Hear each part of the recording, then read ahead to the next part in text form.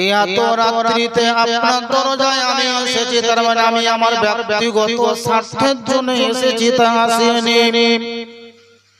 ইমামে হুসাইন রাদিয়াল্লাহু তাআলা আনহু জিজ্ঞাসা করলেন, কেন এসেছো, ব্যক্ত করো।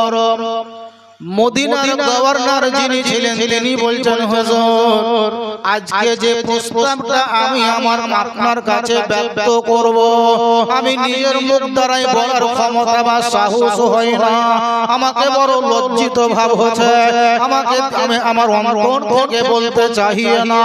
হযরত ইমামে হুসাইন রাদিয়াল্লাহু তাআলা আনহু তিনি বললেন, তুমি নির্দ্বিধায় নির্বাধায় তুমি তোমার মনের কথা ব্যক্ত করে আমাকে বলো, আজকে রাত্রিতে কেন এসেছো? মদিনার গভর্নর হযরত ইমামে হুসাইন রাদিয়াল্লাহু তাআলা আনহুর নিকটে পকেটের ভিতর থেকে একটা পত্র বাহির করলেন। ওই পত্রতে যাহা কিছু লেখা ছিল, মদিনার গভর্নর হযরত ইমামে হুসাইনকে বলছে, হুজুর আজকে আমার কাছে একটা পত্র এসেছে, ওই পত্রতে যা কিছু লেখা আছে, এই লেখা কথাটা মাত্র আপনার কাছে আমি ব্যক্ত করার জন্য এসেছি। হযরত ইমামে হুসাইন রাদিয়াল্লাহু তাআলা আনহু তিনি বললেন, তুমি নির্দ্বিধায় বিনা বাধাতে তোমাকে স্বাধীনতা দিলাম, তুমি তোমার পত্রতে যেটা লেখা আছে ওই লেখা কথাটি তুমি আমাকে পড়ে শুনিয়ে দাও।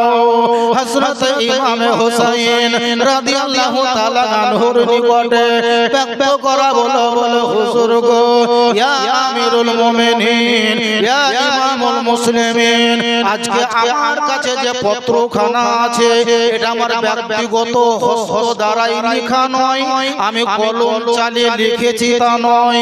বর্তমানে হযরত আমির মুয়াবিয়ার বেটা যার নাম হলো ইয়াজিদ দামেস্ক শহর থেকে চিঠিটা পাঠিয়েছে। হযরত ইমামে হুসাইন তিনি বলছেন, কি লিখেছো তুমি ব্যক্ত করো। হযরত ইমামে হুসাইন রাদিয়াল্লাহু তাআলা আনহুর নিকটে তিনি পড়তে আরম্ভ করলেন।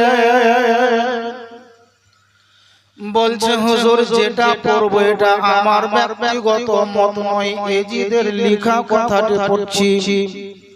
ওই পত্রতে লেখা কথাটা বলা শুরু হলো, বলে হুজুর আপনি বর্তমানে মসজিদে নববীর ইমাম, কিন্তু ইয়াজিদের বক্তব্য ইমাম হিসাবে ইয়াজিদকে মেনে নিতে হবে, আর খলিফা হিসাবে ইয়াজিদের জন্য বায়াত গ্রহণ করতে হবে। হযরত ইমামে হুসাইন তিনি বলেছিলেন, শোনো, জমিন আসমান যদি এক করে দেওয়া হয়, গোটা পৃথিবী যদি আমার নামে হস্তদয় করা হয়, আমি নবী মুস্তাফার নাতি হায়দার কাররারের বেটা ফাতেমার সন্তান আমি ইমামে হুসাইন ইয়াজিদকে খলিফা বলে মানব না। এই ব্যক্তি বলল, বলে হুজুর যদি আপনি তাকে খলিফা বলে না মেনে নেন, তবে আপনাকে মদিনাতেও থাকতে দেওয়া হবে না। ইমামে হুসাইন বললেন, শোনো,